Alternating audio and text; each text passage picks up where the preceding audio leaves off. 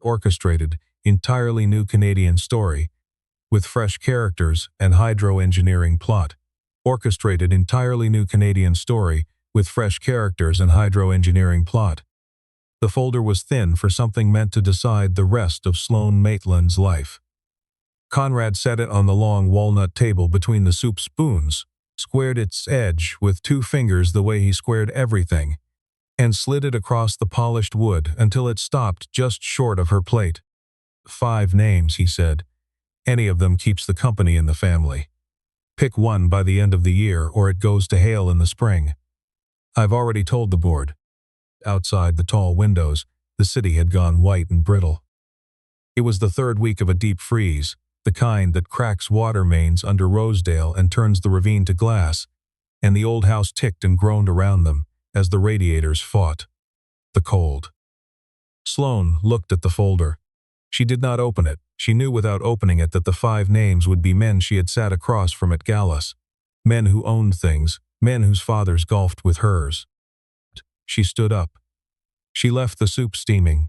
She walked out of the dining room and down the back stairs, because the back stairs were closer, past the wine cellar with its dead bulb, past the laundry, to the mechanical room at the bottom of the house where the heating plant lived, and where, that night, somebody was making the furnace stop screaming. A man was kneeling in front of the old boiler with one knee on a folded shop towel. His hands were black to the wrist. He had a wrench resting across his thigh and his head tipped slightly, listening, the way you'd listen for a heartbeat through a wall. He did not look up when the door opened, which almost nobody in that house had ever failed to do. It's been banging all week, she said. Nobody could find it. There's nothing to find, he said. It's not the boiler. Your expansion tank's waterlogged. Whole system's been short-cycling, slamming the loop every time it fires. They kept replacing the pump. He turned a fitting a quarter turn, eased off, listened again. Pump was fine. Pump's always fine. People like fixing the part they can see. She had grown up in this house, and she could not remember the last time someone had told her something about it, without first calculating what she'd pay to hear it. The contractors who came through arrived with a wince and a number. This man hadn't looked at her boots. What's your name? Emmett. Emmett. Emmett. What? Royce. He still hadn't turned. He reached for a smaller wrench, set it down, chose a different one. There was a care to the way his hand moved over the brass that didn't match the coveralls. You don't ask me who you are, he said.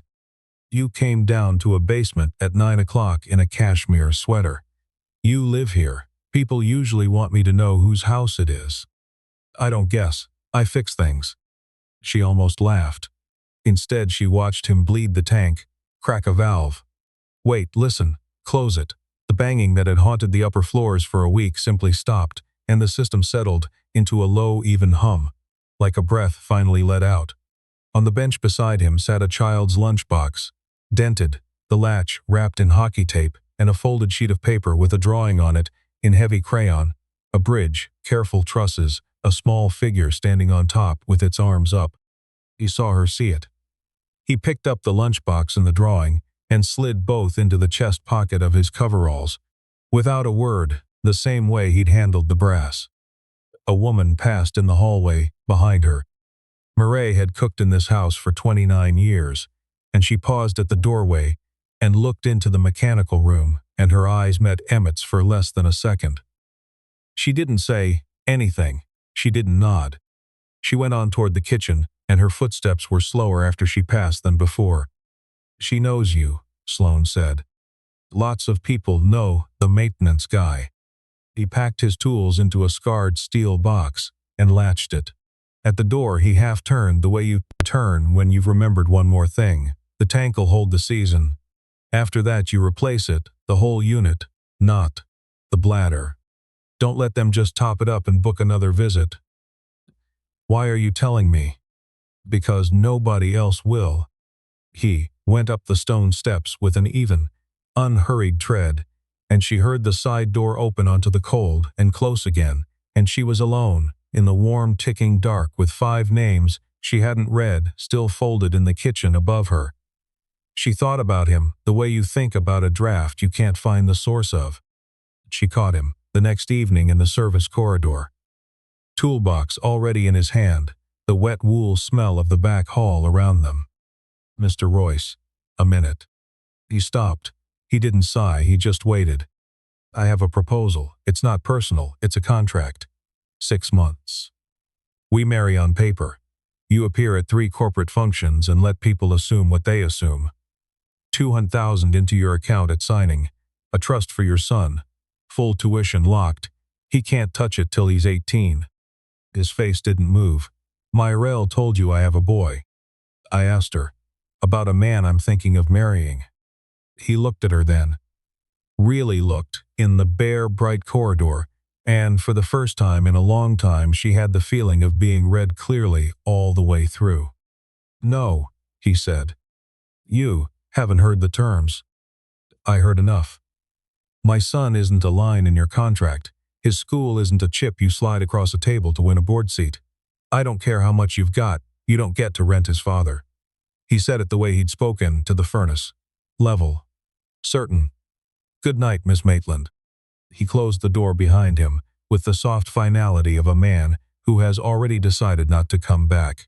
She stood in the corridor longer than she meant to.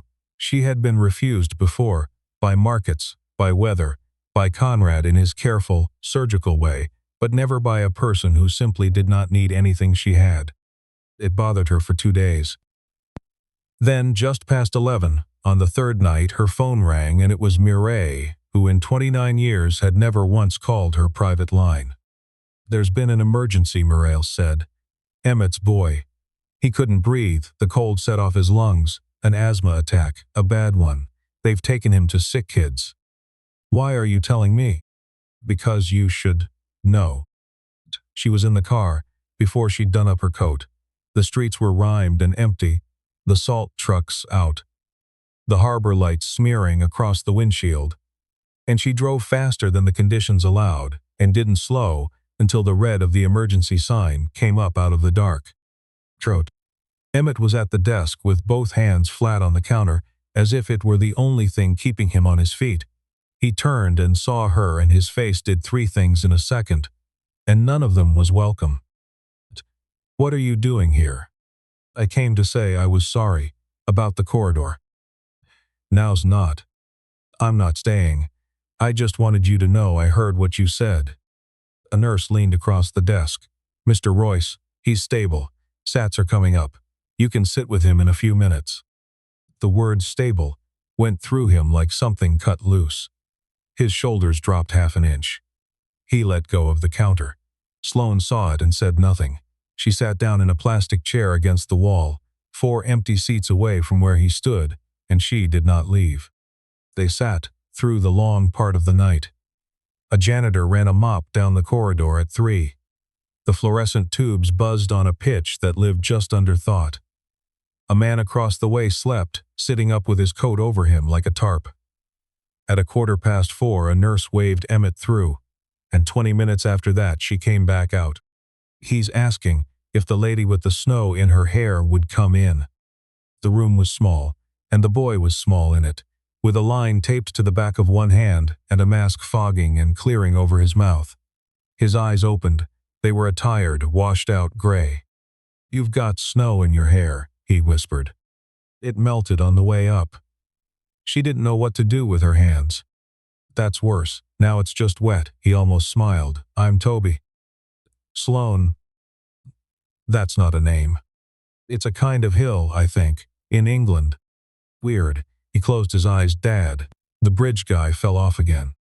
Emmett was sitting on the edge of the mattress with the boy's other hand in both of his, the way you hold something you've already lost once, and got back.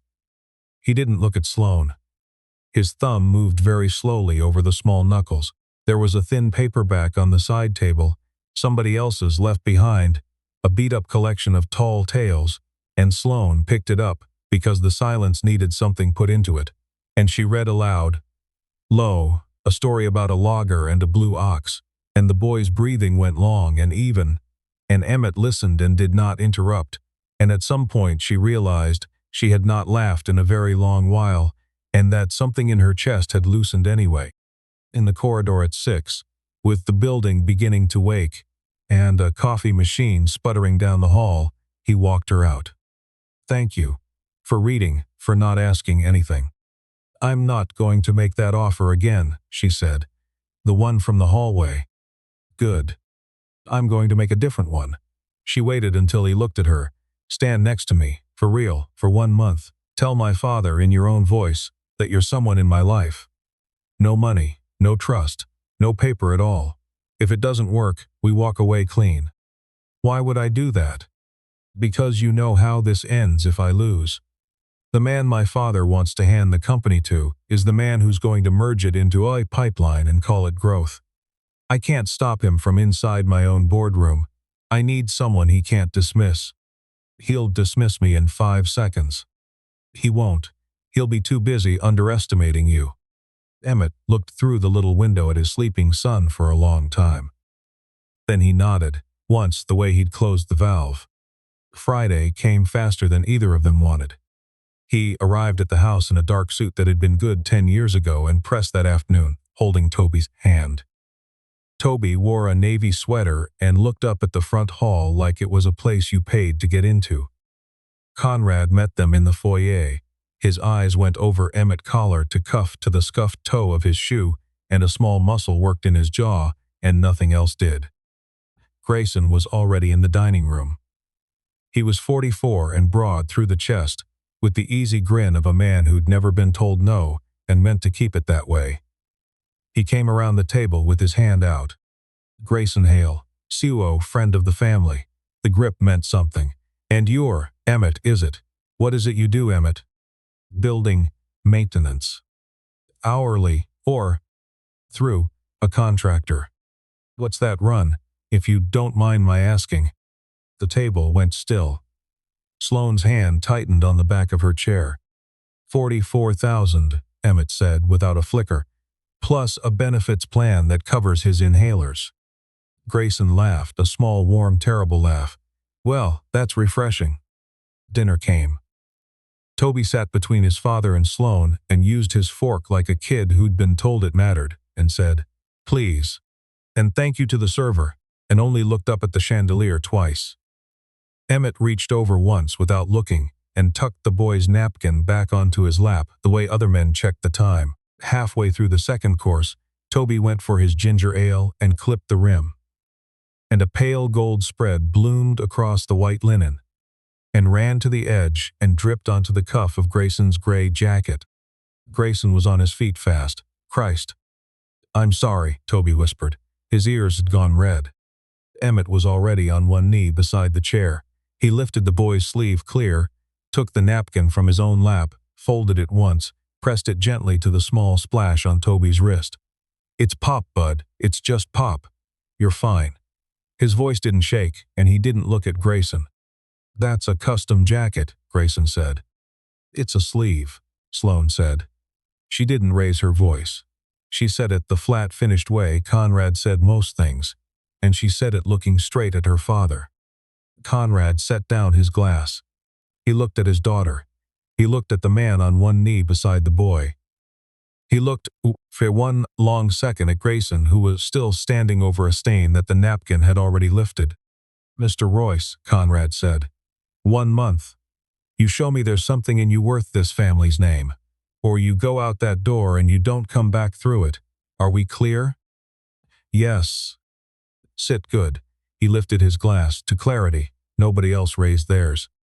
Sloane packed 2 suitcases the next morning, and that evening carried them up a narrow stair above a bakery on Logan Avenue, in the East End, where the streetcars ran and the brick row houses leaned together against the cold.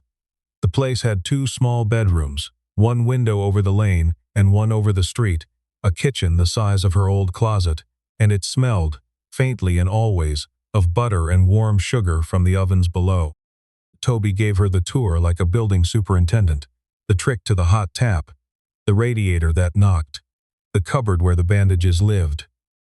He was very serious about the bandages, lining 3 boxes up by size.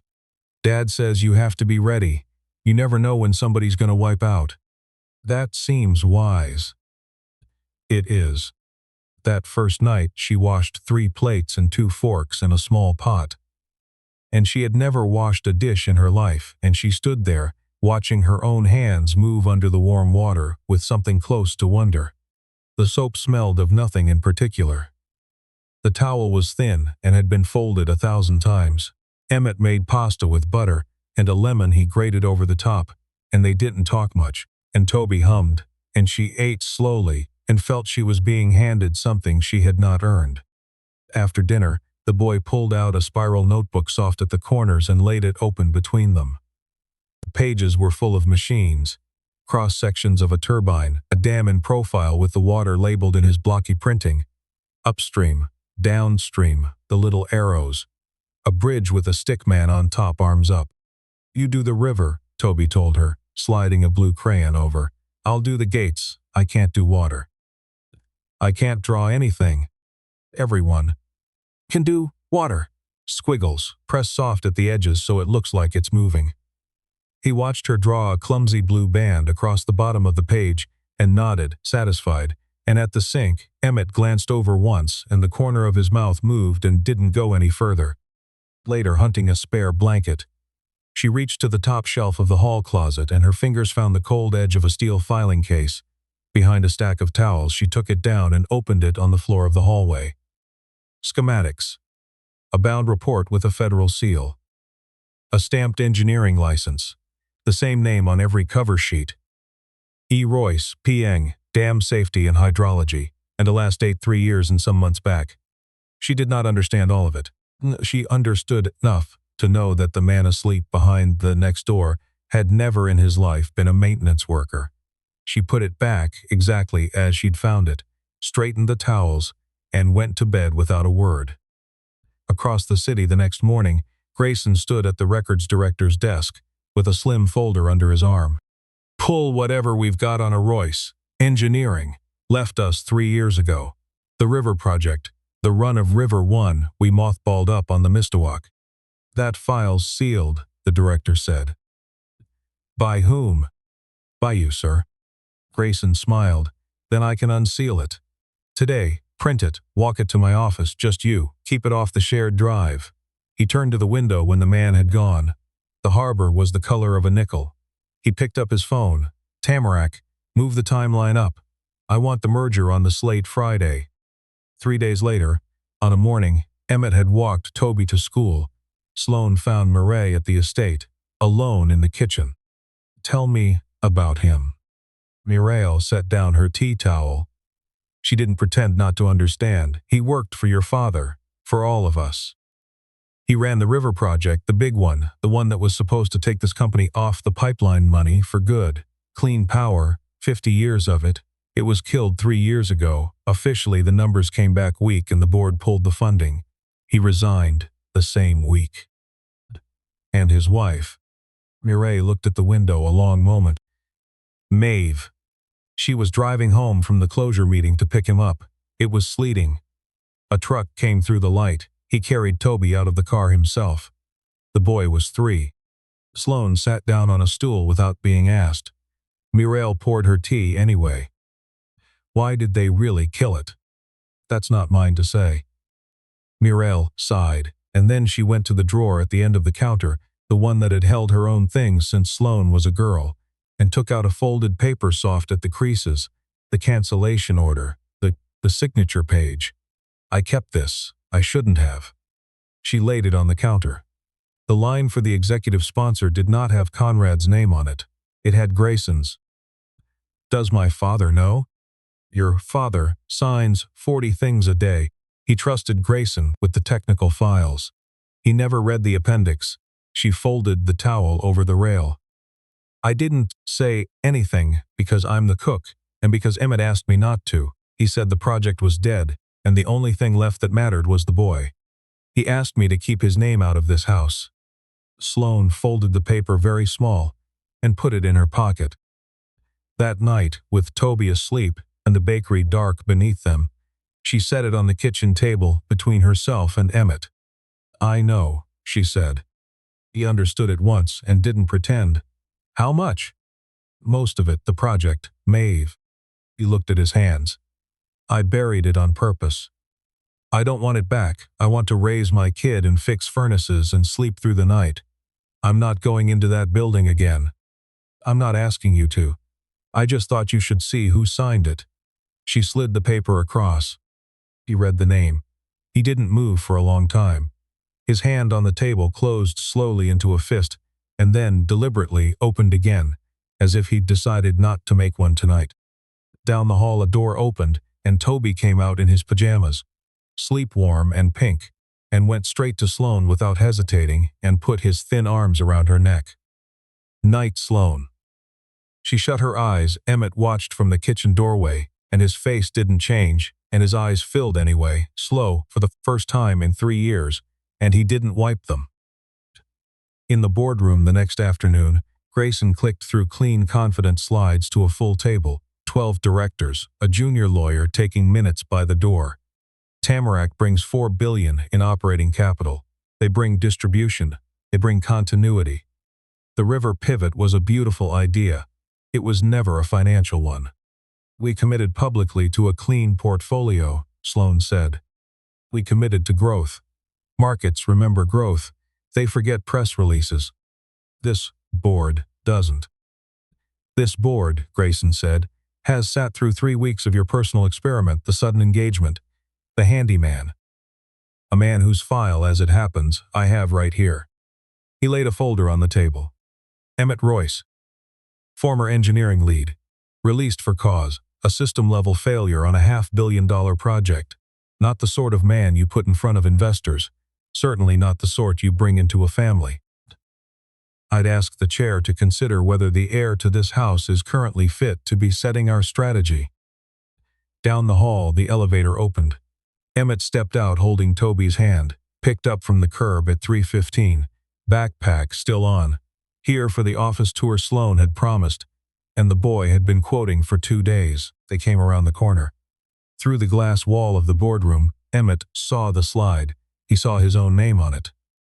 He stopped. He heard the last sentence Grayson said. He did not push the door open, and he did not go in. He stood very still with his son's hand in his. "Dad?" "It's all right, bud." Inside, Sloane was on her feet. "You will not talk about him in this room again. I'll talk about whoever I please." The door opened, because Toby pushed it, because Toby didn't know he wasn't supposed to. He ran the length of the boardroom to his father, who had followed him in and held up a folded sheet of paper. "I drew us, all 3, look, you and Sloane and me, on the bridge."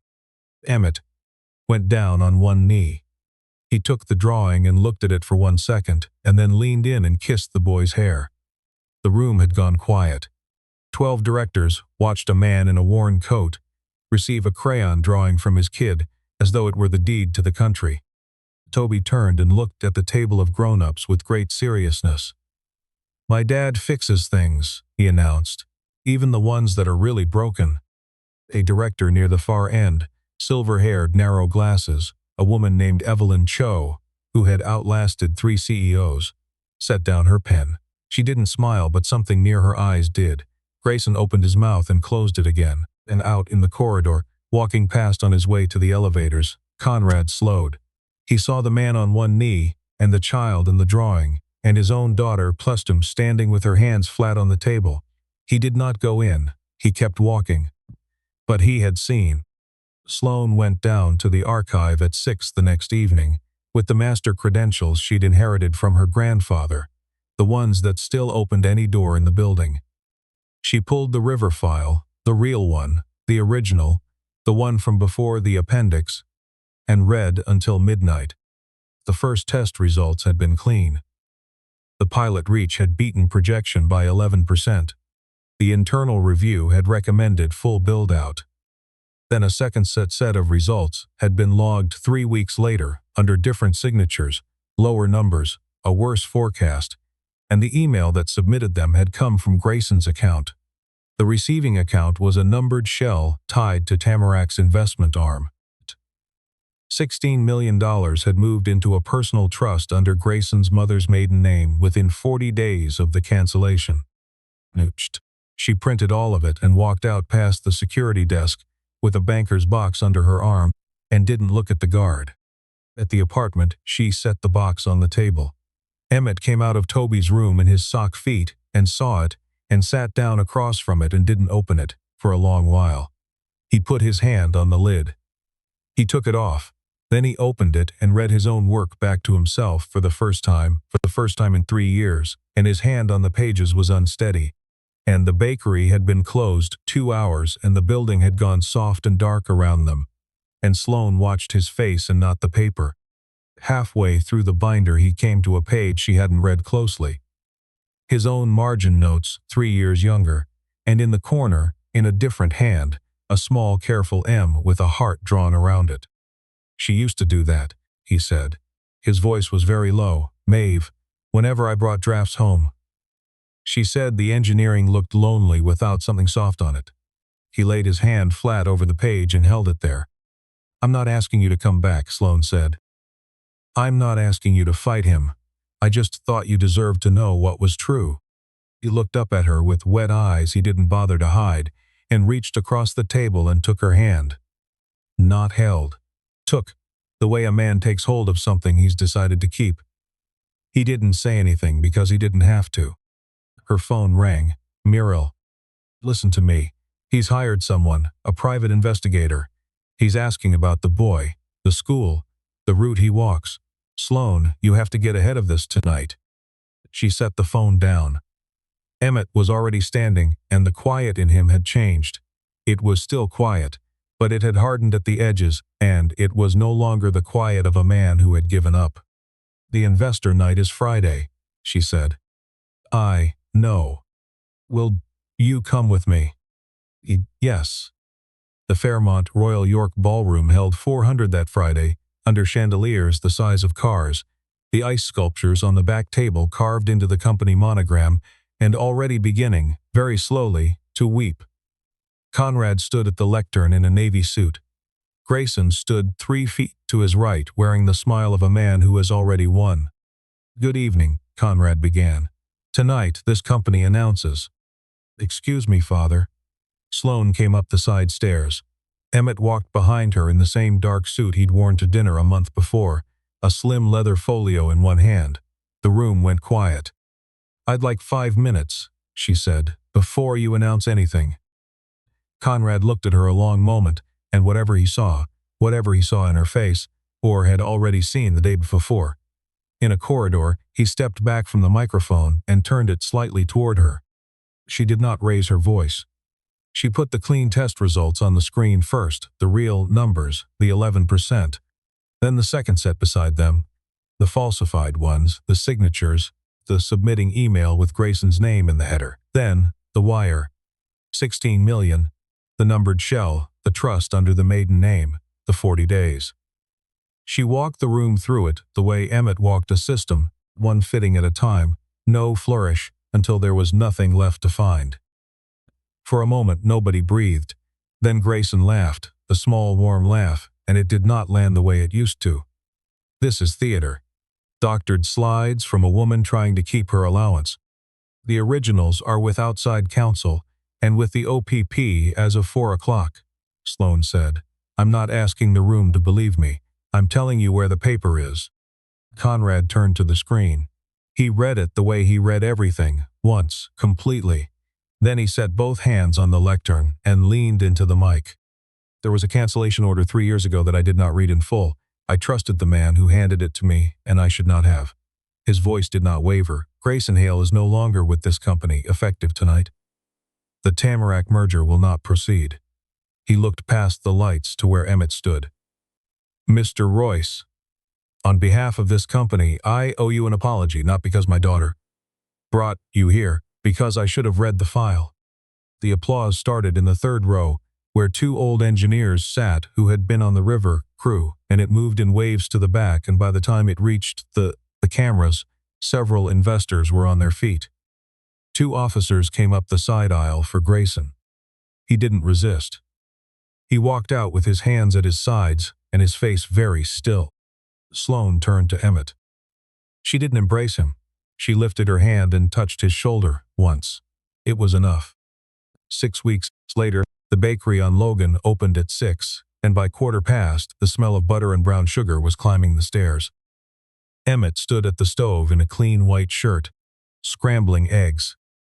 Sloane sat at the counter in one of his old flannels with her hair loose and a sighting study for a northern reach spread in front of her. Toby was at the table with his notebook, working seriously on something he wasn't ready to show. Emmett wasn't on the company payroll. He'd filed papers 2 weeks back for a small firm, run of river and dam safety, an office in a converted garage in Leslieville, a staff of 6 of them, people who'd been with him on the river and had been waiting in their separate small lives for someone to call. Maitland was one of his contracts. So were 2 utilities and a research group at the university. He answered to no one. The buzzer went at 7. Conrad stood on the landing in a long wool coat with a paper bag from the bakery downstairs and a wrapped box, snow still on his shoulders. "May I come in?" He sat at the small kitchen table where he had never sat before. He held the wrapped box on his knees a moment, uncertain, then held it out to Toby. "I'm told you like to draw." Toby opened it carefully, a real set, a flat tin, the good pencils, every grade, and at the end a fat soft graphite for shading. His eyes went round. "There's the dark one, for shadows under bridges." Is there?" Toby climbed down and crossed to him and leaned against his knee the way kids do when they've decided something. And Conrad, who had not held a child since Sloane was small, set one large hand very gently on the boy's back. "Will you show me?" he said. Toby climbed into his lap and laid the notebook across his knees. 4 figures this time, on a bridge over careful blue water, a man, a woman, a boy, and an older one with white hair. Conrad looked at it for a long time and didn't speak. He took out a handkerchief and pretended to clean his glasses. Later, after Toby had gone to add the shadows to everything, Emmett and Sloane stood at the window over the street. The morning came in flat and pale across the brick. Emmett reached into his pocket and set a small box on the sill between them and didn't open it. "It's not to finish anything," he said. "It's to start something. With you, with him, with whatever comes after. No paper, no contract, just a question." Sloane looked at the box and then at him, and she didn't answer with words. She put her hand over his on the windowsill and left it there. Behind them at the table, Toby was bent over the notebook with the soft dark pencil. He went back to the family on the bridge and added a 5th figure at the edge, smaller, 4-legged, a tail. 2 ears, a dog they didn't have yet but plainly were going to. Then he glanced at his grandfather, still sitting with the bakery bag he hadn't opened, watching the light move across the brick of the house across the lane, and he pressed the pencil soft the way you do at the edges, so the water looks like it's moving, and he kept on drawing. I keep going back to the moment Emmett told Sloane no in that bright service corridor, toolbox already in his hand. He had every reason to say yes, 200 grand. A locked trust for his boy, an inhaler plan that actually covered the inhalers. And he'd turn it down without a second of hesitation, because some things in a person can't be rented, and he knew exactly which things those were. That's the part I want people to sit with. The whole story turns on that no. If he says yes, there's no month, no dinner, no drawing in the boardroom. Just a contract that expires, and 2 people who never really met. He held the line on who he was, and everything good that came after was the harvest of that one refusal. I've come to believe nothing in that story was luck. Sloane didn't win because she was rich or clever with a slide deck. She won because she did the unglamorous work. She drove to the hospital at 2 in the morning. When she had no right to be there, she sat in a plastic chair and read about a blue ox to a kid she barely knew. She pulled the real file and read it line by line until the falsified numbers and the 16 million told their own story. Grayson had 3 years and a head start, and he still lost, because a lie only has to be looked at carefully once. She looked carefully. That's a kind of intelligence you can actually choose, and most days it just looks like patience. And I think about how long Emmett carried that grief without letting it curdle into bitterness. He buried his wife, buried his work, and got up every morning to fix furnaces and pack a lunchbox with a taped latch. And he never let the hard thing make him hard. When the truth finally landed on his kitchen table, he closed his hand into a fist and then deliberately opened it again. That stayed with me. Strength isn't the fist. It's the choosing to open it night after night, when no one's watching, and it would be so easy not to. So, if there's anything I'd hand to the people who heard all this, it's that. Be the kind of person who can say no to the easy money and mean it. Do the slow, careful work even when nobody's clapping for it yet, and when life takes something from you. And it will. Keep getting up soft instead of going hard. Conrad needed 60 years and a crayon drawing on his knee to learn it.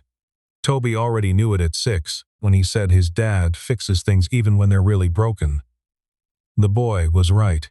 The fixing is the whole point. And it starts with what you refuse to break in yourself.